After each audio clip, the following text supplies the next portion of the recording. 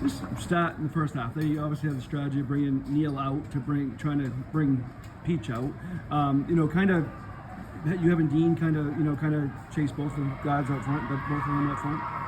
Well, yeah. I mean, the plan wasn't to get behind like we did, and so then they're gonna then kind of be able to play the way they want to play. But that sometimes happens, and you got to try to make some adjustments and just.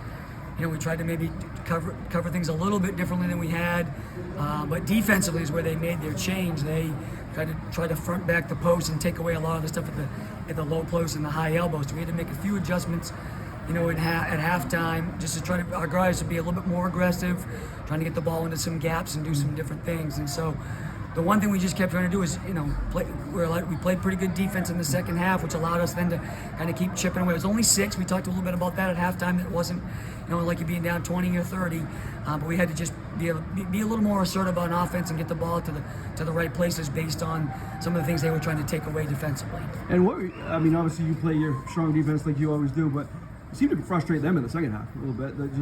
And they were kind of slowing it down, and they were only up by 6, and kind of played in your advantage a little bit because you were missing some shots you usually make, and it kept you close, and then all right. Yeah, I think us getting it back to 15, and that changes everything. Right? Now you got to try to go back to some normalcy maybe.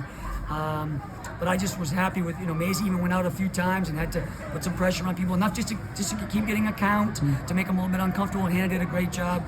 And then our guards always do a really good job pressuring the basketball.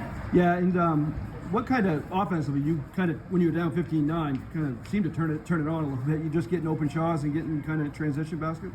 Well, we just tried to, for our guys to be a little bit more aggressive, to try to attack it a little bit more in the full court, which we didn't do a very good job of in the first half.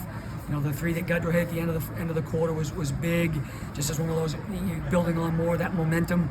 And so our kids, they never give in, they never give up. They're always gonna, even sometimes when we're down, we're not playing that well. We're gonna just keep chipping away. We talk about possession by possession. I know that's coach speak, but that's truly how we try to function.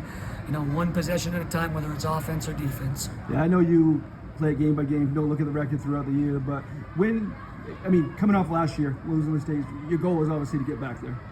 Always. Yeah, well, we don't want to talk about that stuff. We're going to try to play 18 regular season games and see what happens.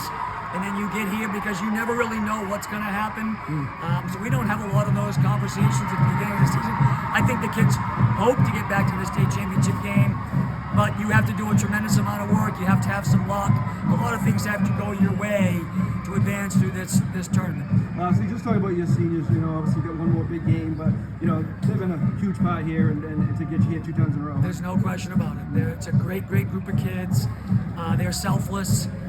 They truly care about the group more than themselves. They just as soon score 2 points as long as we win. They wouldn't care about being the leading scorer. And I think there's a lot to be said to that in today's world. Sure is. Thank you.